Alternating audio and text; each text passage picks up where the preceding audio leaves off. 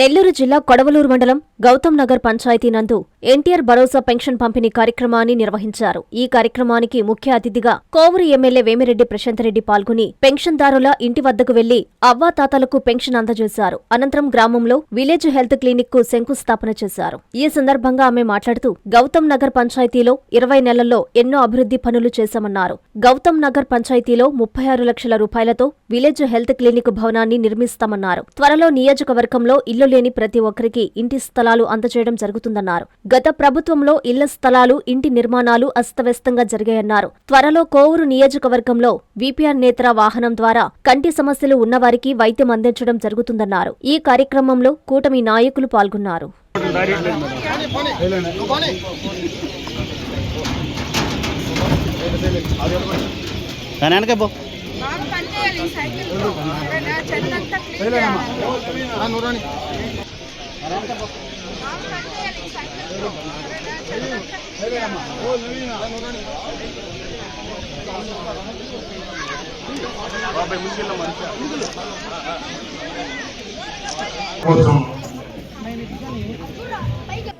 కొడవలూరు మండలమే తీసుకుందాం, కోవూరు కాన్స్టిట్యున్సీ తీసుకుందాం.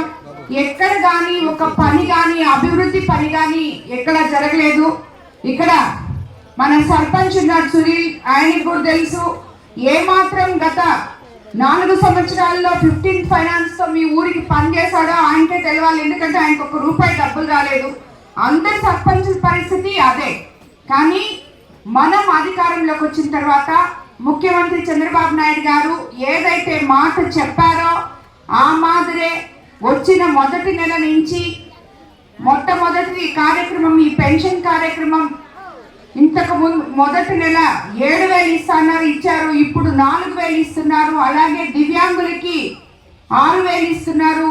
ఇంకా డిసేబుల్ గా ఉన్న వాళ్ళకి 15,000 ఇస్తున్నారు. నేను ఇప్పుడే విన్నాను, సునీల్ కూడా చెప్పాడు, ఇంతకు ముందు కూడా చెప్పున్నాడు. ఈ ఊర్లో ఒక 4-5 మంచంలో ఉన్నారు, వాళ్ళకి డిసేబుల్డ్ పెన్షన్ రావాలి అని చెప్పారు. ఎంపీడీఓ గారికి కూడా చెప్పాను నేను. వాళ్ళ పేర్లు తీసుకొని అప్లోడ్ చేయించాలి సచివాలయంలో. తొందరగా కొత్త పెన్షన్లు వచ్చినప్పుడు వాళ్ళకి తప్పకుండా పెన్షన్లు వస్తాయి. అలాగే వితంతువుల పెన్షన్లు కూడా అతి త్వరలో ఇస్తానని ముఖ్యమంత్రి గారు చెప్పడం జరిగింది. మీకు కూడా వస్తాయి. ఇంకా అన్నిటికన్నా ముఖ్యంగా మనం అధికారంలోకి వచ్చిన తర్వాత మీ గౌతమ్ నగర్లో 15 లక్షల రూపాయలతో సీసీ రోడ్లు వేసుకోవడం జరిగింది. మీరందరూ బాగలేకపోతే ఇక్కడి నుంచి నెల్లూరుకి లేదా రాజుపాలెంకో వెళ్లాల్సి వస్తుంది. అలా కాకుండా ఈరోజు ఇక్కడే మీ పక్కనే 36 లక్షలతో విలేజ్ హెల్త్ క్లినిక్ మీకు ఇక్కడ ఇవ్వడం జరిగింది. అది తొందరలో కట్టిన తర్వాత డాక్టర్లు ఇక్కడే అందుబాటులో ఉంటారు మీ గ్రామంలో. అలాగే కొరవ ఉన్న సీసీ రోడ్లు కానీ డ్రైన్లు కానీ ఏవైతే మీకు ఎలక్షన్ ముందు మాట చెప్పామో ఇప్పుడే చెప్పాడు. శ్మశానానికి కూడా దారి లేకుండా ఉండింది. ఆ రోజు ముఖ్యంగా శ్మశానానికి దారి అడిగారు నన్ను. ఏదో ఒక రకంగా ప్రతి దగ్గర ఒక చిన్న పనన్న చెయ్యాలి అనే విధంగా ముందుకెళ్తూ ముందు అసలు దారే లేని గుంటలు కాకుండా గ్రావెల్తో రోడ్ వేయడం జరిగింది. రాబోయే రోజుల్లో దానికి కూడా మీకు శ్మశానానికి ఏమేం కావాలో అవన్నీ కూడా తప్పకుండా చేస్తామని చెప్తున్నాను. ఇక్కడ ఎలాగంటే ఇక్కడ చాలా మంది మహిళలు ఉన్నారు. మీకు అందరికీ తెలుసు, మన ఆర్థిక పరిస్థితి బాగలేకపోతే మన దగ్గర ఉన్న డబ్బులతో ముందు ఒక పని తర్వాత ఇంకో పని అలా చేసుకుంటూ మనం ఇల్లు ఎలా చక్కబెట్టుకుంటామో అలాగే ప్రభుత్వం కూడా డబ్బులు లేక వచ్చిన డబ్బులు కొంచెం కొంచెం అన్నా ఇచ్చి ఒక్కొక్క పని ఒక్కొక్క ఊర్లో 2 పనులు 1 పను ఏదో ఒక రకంగా పనులు అయితే చేస్తున్నాం. పెన్షన్లు అయితే ఇస్తున్నాం. కొత్త పెన్షన్ రాబోయే రోజుల్లో తప్పకుండా ఇస్తాం. ఇవన్నీ కాకుండా మీరు నిన్న మొన్న చూస్తుంటే నేను అసెంబ్లీలో కూడా మాట్లాడడం జరిగింది. మీకు అందరికీ ఇళ్ళు కావాలి అని.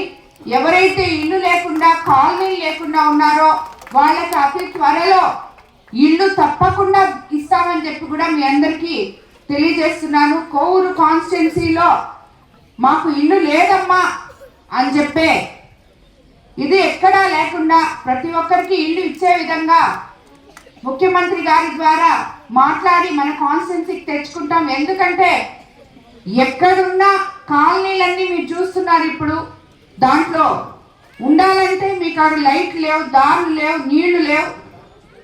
ఇల్లు ఎవరికి ఇచ్చారో వాళ్ళకి ఆ ఇల్లు అవసరం లేదు. ఇల్లు కావాల్సిన వాళ్ళకి ఇల్లు ఇవ్వలేకపోతున్నాం. ఇన్ని సమస్యలు జిల్లాలో, రాష్ట్రంలో.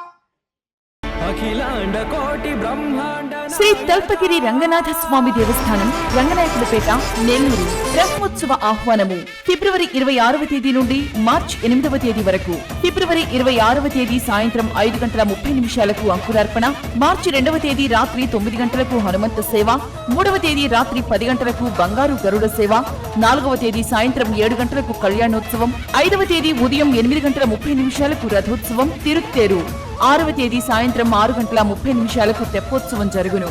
కావున భక్తులెల్లరూ విచ్చేసి శ్రీ స్వామివారిని దర్శించి తరించగలరని కోరుచున్నాము.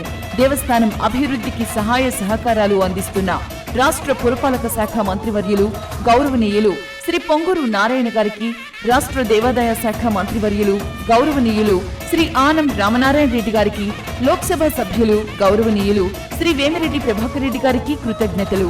ఇట్లు ఆళ్ల శ్రీనివాసరెడ్డి, కార్యనిర్వహణ అధికారి.